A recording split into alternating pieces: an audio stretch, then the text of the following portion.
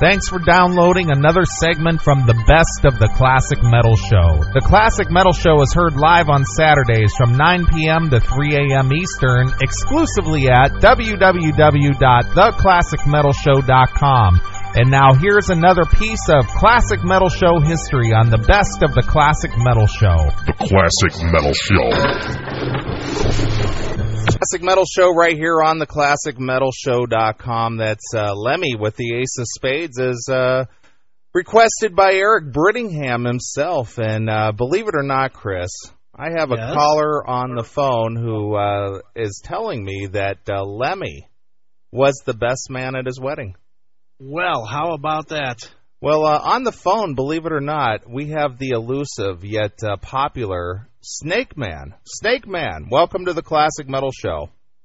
Hey, pleasure to be here tonight. What's going on, guys? I understand you're in Vegas, dude, and you're on your way out to see the Five Finger Death Punch. Yeah, House of Blues tonight. So I thought you were a Hollywood, LA guy. I thought you liked to live in Hollywood. Now you're in Vegas. Well, I was. The writer's strike ended up wiping out my business and killed a lot of my friends' business, killed a lot of my clients. So I just said, screw it. Came to Vegas. There's more money here, a lot more clubs, shit like that. So I figured, what the hell, I'll just come here and try to open up a store and make more money. Well, let me ask you, Snakemannn, what kind of a business are you in that the writer's strike killed your business? What kind of business do you do? Well, I make jewelry. I make jewelry for not only celebrities, but I also do jewelry that fits wardrobe. Wardrobe companies buy my stuff. They put it on TV shows and movies, and that's how I was making my income. And unfortunately, because of the writer's strike for 100 days, two of my friends' wardrobe companies had to sell out. So I lost two clients, and ended up losing a TV show called Life on NBC. I had 2 episodes for $20,000, and a movie. I had a biker scene in a movie, and I was going to fill the whole biker bar with my jewelry. So pretty much went through my savings and ended up in that blog, and you blasted me about it, and so. Well, let's get into it, dude. I'm just going to ask you point blank, dude. When you put your world out there on MySpace, why do you think that it's not open to be smacked on? Well, I mean, in some senses, yeah, you can comment on stuff, but when you read it word for word verbatim and you don't understand the background behind everything, because there's other stuff before that, and there's emails and there's bulletins, and there's stuff on my site that explains why I wrote some of that, and that most of the people on my page that know me know what that, is. And I try to fill in the people that don't know me. I try to tell everything about me, whether, you can read everything about me and you can choose whether or not you want to be my friend. And that's just that. Right. I mean, yeah, it's a little humbling exposing myself sometimes, but on the other side of the coin, you get to know everything about me, and I've got nothing to hide. If I ever run for office, everybody's going to go, but you did this. I'm like, yeah, so? I'm going to be like, anti-politician on that behalf, because everything will already be out about me. So you can love me or you can hate me. That's not my fault. Well, do you have aspirations to be a politician and run for office? Well, I mean, you haven't seen my me for Snakemannn for president on YouTube video, but well, actually, we played it. I mean, one day I wouldn't mind. I've dreamt it since I was a little kid. I wouldn't mind being a president, because I think I could run the country a lot better than some of the people that have done it in the past. Right. Well, dude, we have seen the video, man. We played it, and we played the video earlier on the show, and you do realize that to be the president, you can't have a felony on your record. Well, for one, my case was 6 months after I got released. I went back to court, and the judge reversed it, and squashed the rest of my sentence. I had 2 years on paper, and I did 6 months, and he canceled the rest of my thing. And right now I'm working on getting a pardon from Governor Christ, and there's all kinds of hoops I got to jump through to make it official. But once that happens, I will be eligible. But I've voted since 1988, and I'm eligible. I've owned and carried handguns. I've had a concealed weapons permit, so I'm not in the same class as regular convicted felons. Well, let me ask you, Snakemannn, and the reason why we even keyed in on your blog and your MySpace is just because you are an interesting character. I mean, you got to admit that, right?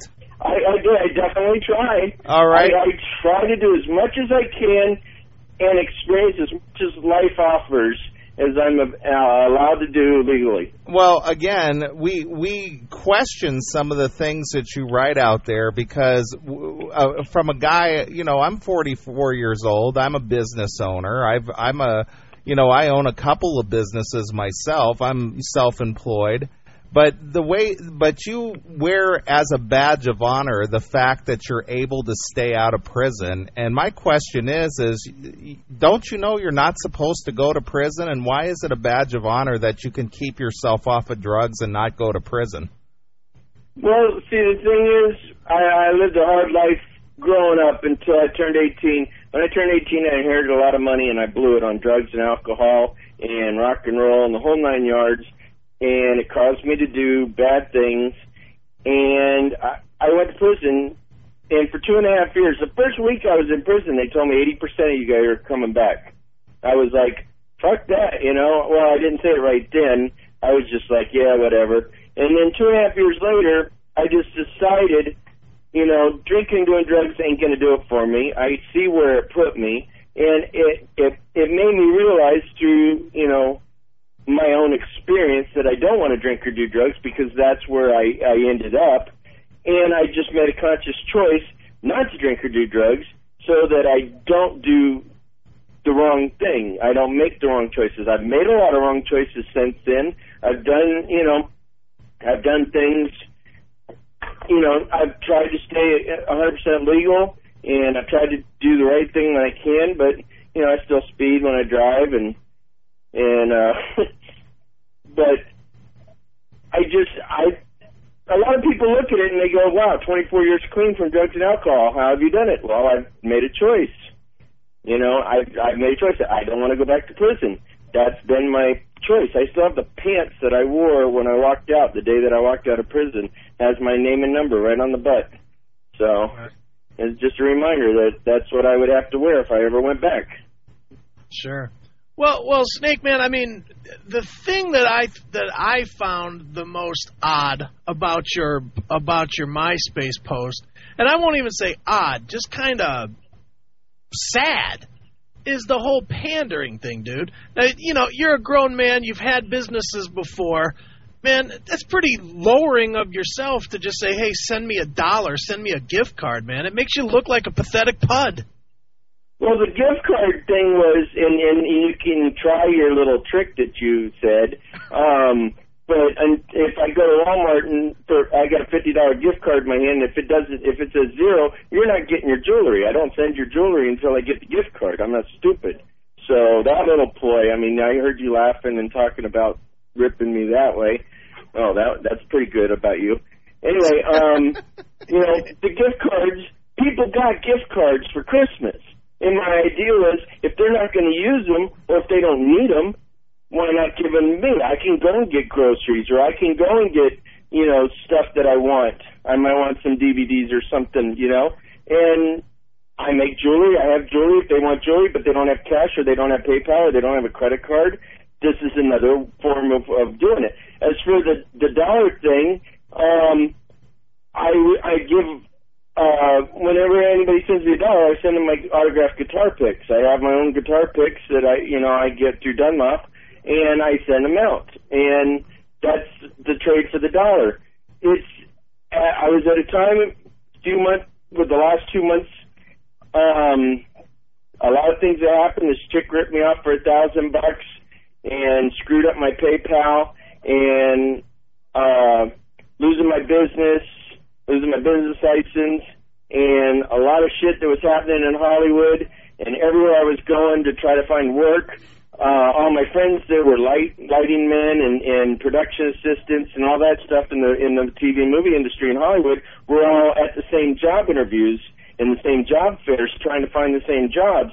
So there was nothing there, and then I couldn't find any tours, and I just got depressed and desperate, and I wrote that in the middle of the night, and, you know, it is what it is. Usually it says, hey, send me $1, I'll send you 2 guitar picks, and I show my guitar picks. That's part, you know, that was part of it.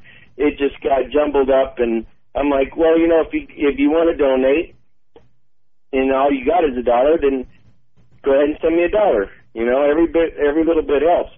At the time, I was desperate. I needed some help. I wasn't finding any work in Hollywood, and that's why I moved to Vegas. I'm you know, there's a lot of work here, even though everybody says there isn't. But in my field, my industry, there's tons of clubs here. There's tons of productions. I can get jobs that a lot of people can't because, you know, being a roadie for 20 years. Right. Well, dude, just from reading everything on your page, and believe me, I did, because I was hoping that you would come on, it really comes off like you blame everybody else for everything instead of saying, you know what, I just got to fucking put my feet down and do it. You know, Neely owns businesses, I own businesses. I haven't had anybody to lean on myself, everything is ever. ripped out from under you at the same time, and other circumstances hit you at the same time. It's like the people that are in the floods right now, you know, they're sitting there watching their shit from a couple hundred miles away from their home, and their houses are going down the rivers, and, you know, if they had a MySpace, or if that was my situation, I'd be on saying, you know, I just lost my house and everything. Mine wasn't as bad as that, but that's the way I felt inside. You know, that's the way I felt personally. My own depression, my own insecurities led me to do, you know, to say things and do things that sometimes I should regret and sometimes I do regret. But then why would you be offended that somebody poked fun at it instead of just making your thoughts private, or even just editing your MySpace page? The way that you guys were saying it comes across not as fun to the person that it's being done to. All right? I mean, if you were fucking with Eric Brittingham, who happens to be a good friend of mine, hey, Eric, if you're listening, if you were poking fun about him having the biggest hair ever, you know, Circus Magazine and MTV said the biggest hair ever, Eric Brittingham, 1989, then, you know, that's poking fun at him for having the biggest hair ever as a hair metal band god. That's poking fun. But when you make somebody feel like even worse than they already feel and they're going through the situation, that's kind of fucked up. Well, I'm gonna make 2 your points. humor cross the line into offensiveness? No, I mean, not at all. Yeah, you can talk to me and joke around. Yeah, we could say stuff especially when I can rebut, or, you know. Well, that's why we invited you on. That's why we invited you on. Well, yeah, but I mean, you guys talking about the guys for hair, and then the people that make the posts, yeah, they're a little bit wacko as well. But you make them, you don't know them. Yeah, especially you don't know them as well as you could know me. But, I mean, if you go to my website, Snakemannn.com, and look at all the stuff, I list my life. I show all the way from when I was a baby, when I was in my mom's stomach. There's pictures. There's all my history, my whole job life since I get out of prison. I mean, everything's up there. But, dude, it's not our job to tell your life history. We found something funny, we fucking poked it. And now we open the door for you to come on, dude. I mean, I'm not asking you to say, okay, it's all funny, whatever. If you're upset, you're upset. That's part of what we do, you know, and we take it as much as we give it. The thing I'm trying to say is you can't be calling us up and saying, oh, we're unmetal because we did that, or metal is this lifestyle and all that bullshit, because here we are opening the door to you. Saying, here, come on, say everything you want to fucking say, promote your shit, and we're cool with that, dude. We don't hate you. We don't even know you. So you got offended by my email replies? No, not at all. We found it it interesting. Sounds like. Come on. No, it's very interesting, and when we come across a guy like you, who obviously is, I don't know, I'm not really even sure what your MySpace is trying to do, if it's like a cry for help or I don't know what it is, but I want to get to something very specific on your website there. You have all these posts over there and these pictures of people who've ripped you off for jewelry. I got to tell you, as a business person myself, it only has to happen to me one time, and that will never happen again, but yet you have 8 or 10 people on there that are famous that ripped you off.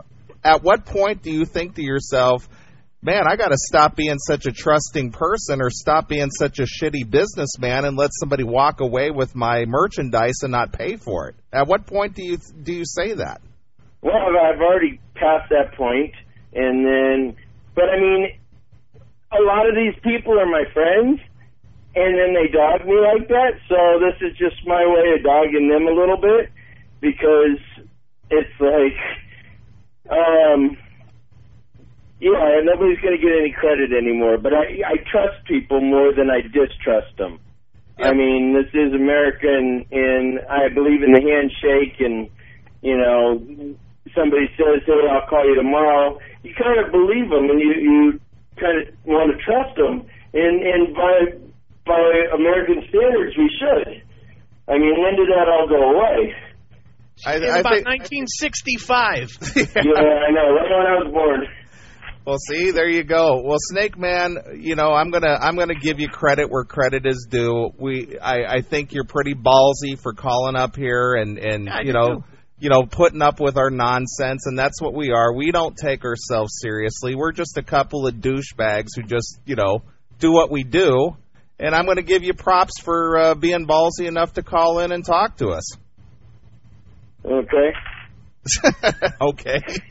Well, I agree with the douchebags part, but well, whatever, dude. We know what we do, but as and as a little consolation to you, I'm going to go ahead and plug where people can find you and find your jewelry and how they can get a hold of you. That's cool. I was going to say something else. Go ahead. You guys are talking about, oh, man, I just had a brain fart. People can go and see the pictures of me and Lemmy and my ex-wife on my website, and it's in my pictures and on Snakemannn.com with 3 N's. You got to make sure there's mentioned 3 N's. And the reason, you guys asked me about having 3 N's. Why 3 N's? Well, Snakemannn.com was already taken, and 1994, when I first signed on to AOL, I tried to do Snakemannn, but it was already taken, so you were allowed to have 10 characters, so I just did 3 N's, and that just became my moniker. And because I was the Snakeman, everybody called me Victor or Victor the Snakeman or Snake. It just kind of stuck, and then that became my trademark, and now that's how everybody knows me. And so you wanted to know, Chris, I guess you questioned why I have 3 N's. So there's the story on that. Wow. Is that good enough for you? Good enough. I was on the edge of my seat for that one. I mean, yeah, he blasted me. He's like, why 3 N's? So I was just like, but that's, and then on my website you can click on Gazzari's Night when I was hosting Gazzari's Night, and you can see me with all the bikini girls at the bikini contest. And then I got married to Gazzari's on Sunset Strip, and Lemmy was my best man. See, you want to know the story behind that? Well, go right ahead. All right, well, Lemmy was one of my very first customers. When I first started making jewelry, I made a piece for Randy Castillo from Ozzy Osbourne, and who was actually my friend when I was working with Lita Ford. He was the drummer, and I made a custom choker for him, and Lemmy's like, oh, man, can you make me one? And I'm like, sure. So I made him one, and then he was out with Ozzy Osbourne. Randy Castillo ended up going out with Ozzy Osbourne on the very last tour, 92. And Ice-T, I was working with Body Count, and Ice-T was supposed to be my best man. Body Count was supposed to play. But a couple nights before my wedding, Lemmy and Ozzy got into a fight backstage. Lemmy quit the tour, and they hired Body Count. I couldn't go because I was already getting married, So let me meet at the Rainbow, and I'm like, well, Ice is gone. Will you be my best man? He's like, sure. And that's how that happened. All right. Well, Snakemannn, like I said, I give you props for calling into the show, but go ahead and tell people how to find your jewelry, and I'm sure you could use a few sales. Well, nightwindcreations.com, NIGHTWIND, creations, CREATIONS.com, and you can click there. You can send me an email, Snakemannn at AOL, with 3 N's, MANNN, and tell me what you want. And right now I can do U.S. Post Office money order or, like I said, gift cards or cash. But it's not safe to send cash, and it's not guaranteed. U.S. Post Office money order, 1, I can cash it in the post office, and 2, they have a receipt in case it gets lost in the mail. They can get their money back, so they're guaranteed on that. Well, how do people know? How do people know they can trust you? Well, I mean, you look at the people that are wearing my jewelry. I've never had any complaints. I've been doing business a long time. I've been doing mail. I've mailed ordered around the world. I've got thousands of satisfied clients. Excellent. Well, I mean, I try to be as trustworthy as possible. I was a Boy Scout, so what can I say? I just ended up going to prison for 2.5 years, and I learned my lesson, and I stayed out. So I should be a little bit more trustworthy than most. Well, let me ask you, and I don't mean to keep harping on this, but you were in prison over 22 years ago. Don't you think it's about time to let that go? No, because there's other people that are struggling with their drug addictions, and I wrote a piece on how to quit smoking, and over 700 people have quit in the last 16 months because of what I wrote. And well, how do you keep track of that? You guys bash me about having ideas and doing festivals and all that stuff. Let me go ahead and rebut that real quick. All right. One, the festivals that I do, I'm not a carny. The festivals I do would be like Rocklahoma or Tattoo Convention or Sturgis Bike Week or the Laughlin Bike Run. Those are the kind of people that are going to buy my jewelry, and that's where I'm going to make the most amount of money. So in asking for an investor, if somebody gave me $5,000 and I do an event in 2 weeks, I could turn that into $20,000-$30,000 in 3 days. Well, all right? Well, how do you right now I need an investor because I need to do some events to get out of the hole. And the person gets double their money back. I got my jewelry and I got money to do more events, and I'm good to go. Well, how do you gauge your potential sales? How do you know that you could turn that money around like that? What do you gauge? People that are going to these events that are paying like buku bucks to get in, like this weekend at the Riviera here on Vegas Strip, there's a tattoo convention. It's $25 a day to get into this thing, and it's full. There's 60,000 people going to this tattoo convention, all right, that are paying like buku bucks to get in. That's money in the bank. Okay. I've done these events before, so I just know, even in the recession, we're not really in a recession, that we got reported growth yesterday, they said on the news. So even with the gas prices and everything, people are still spending money. I just know that people have money, and that's where they go. The people that go to these events don't have a problem with money. Okay. Or they're overextending themselves, and that's their own problem, but they still spend money.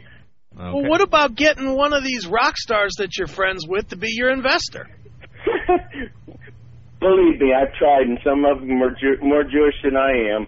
I mean, I know some of the wealthiest rock stars that still have all their own money, and just trying to get lunch out of them is quite an obstacle. Snakemannn, I'll tell you, again, dude, we don't hate you. We don't have anything against you. We don't even know you, but we did find your blog funny, and if you don't know anything about the Classic Metal Show, we're pretty brutally honest about stuff, and you just happen to be the subject of the time, so... I'm pretty brutally honest about my own self. So. Yeah, I see that, but you're by putting yourself out on the World Wide Web like that, you're opening yourself up for either praise or criticism, and we just happen to be on the criticism spectrum. So you caught a little wrath of the CMS tonight. Okay.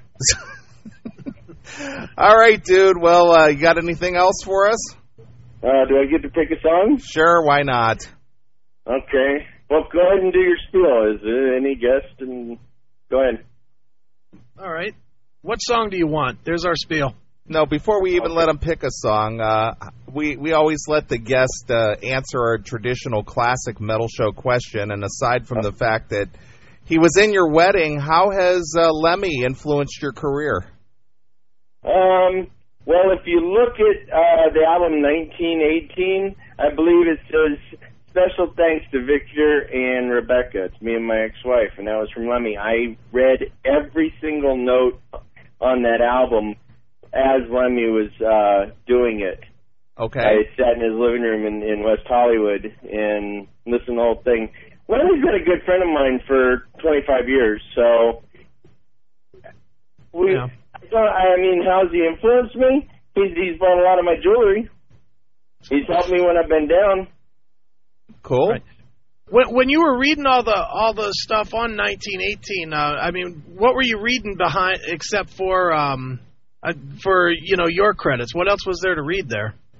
Well, there's all the other credits. Everybody else thanked all their other people. Phil came out with his own symbol to play with Prince a little bit, and he changed his name to his symbol, so that was kind of funny. That all happened right at the same time. When you were reading it, did you happen to see that it was 1916, not 1918? 1916, whatever. Well, you would think you would know that if that's a special CD to you, since your name is in it. Yeah, well, bash me some more. Come on, 1960. Gee whiz. Well, what would you like to hear, Snakemannn? What can we play for you? Cat Scratch Fever off of that album. Okay. Do that. We can do that. Anything else? More Motorhead won't hurt, right? No, we love Motorhead. I figured. All right, man. Well, again, I give you props Anytime you want to get Lemmy on the show. Well, we've had Lemmy on the show several times. Okay. Yep. We'll keep you in mind. We know Lemmy. All right, man. Well, again, we appreciate you taking some time and, hanging with us and, dishing it right back. Yeah, I got to get over the Five-Figure Death Punch at the House of Blues, so. All right, man. We'll go over there and enjoy the show. All right, cool. All right, we'll talk to you later. See ya. All right, bye. Wow. Well, that was interesting. Well, that was something. Well, there's the Snakemannn. There you go. You guys wanted him to call in, and I will give him Balls of Steel award, man. He did. He called in. It's definitely not, especially after hearing how brutal we can be. It's probably not the easiest phone call to make. Yeah, well, he stood up like a man and he took it. So hey, good for him. Yeah, good for him. Go buy his jewelry. Right. Well, hey, make up your own mind. Yeah, exactly. Go over to Snakemannn with 3Ns.com. Right. Go check. Yeah, I agree with Rain City Metal. Don't even play his song. Well, I tell you what, I will play a Motorhead song, and I think it's probably more appropriate for the Snakemannn. What do you think? I was thinking "I Am the Snake" by Love Hate. No, I was thinking more like Snake Bite Love. All right, that'll work. All right, and we'll take some phone calls here after I play this Motorhead song. What do you think? All righty, sounds like a good plan. Well, here's Motorhead, and I'm going to dedicate this to the Snakemannn, who was ballsy enough to be part of the Classic Metal Show tonight. So here it is. This is Motorhead with Snake Bite Love exclusively here on your Classic Metal Show. Thanks for checking out the best of the Classic Metal Show. You can tune into the Classic Metal Show live every Saturday night from 9 p.m. to 3 a.m. Eastern, exclusively at www.theclassicmetalshow.com. The Classic Metal Show.